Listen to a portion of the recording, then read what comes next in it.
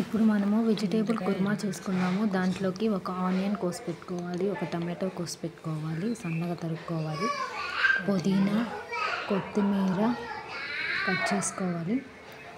తర్వాత కొబ్బరి గసగసాలు స్టార్ పువ్వు వేసి పేస్ట్ చేసుకొని పెట్టుకున్నాము. Vegetables carrot, potato and beans ఉడకబెట్టి పెట్టుకున్నాను. తర్వాత బిర్యానీ ఆకు, లవంగం, యాలక్కాయ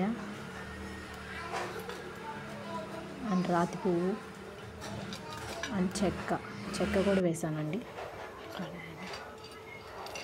ముందు కడాయి పెట్టి నూనె వేసుకొని ఇందులో మనం చెప్పిన మసాలా దినుసులు వేసుకోవాలి. కొంచెం బాగా కాగిన తర్వాత నేను ఇందులో పెట్టుకోవాలండి.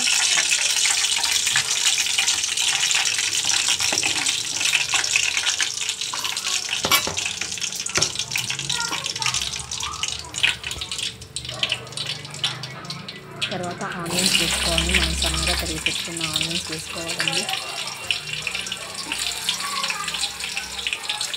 బాగా కలుపుకోవాలి.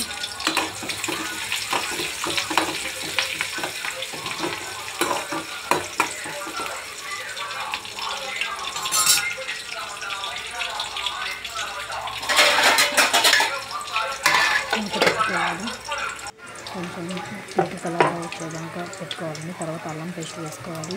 2 టీ స్పూన్స్ వేసుకోవాలి అల్లం పేస్ట్. అల్లం వెల్లుల్లి పేస్ట్ అండి అది.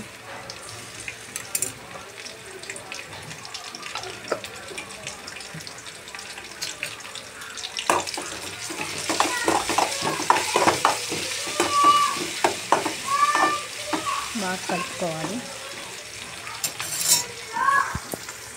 తర్వాత మూత పెట్టుకోవాలండి.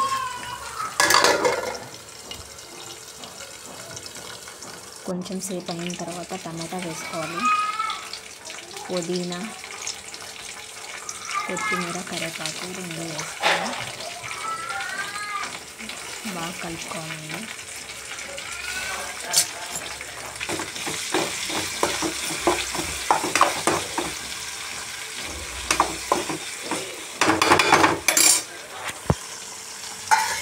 మూత పెట్టుకుని బాగా మగ్గనివ్వాలి.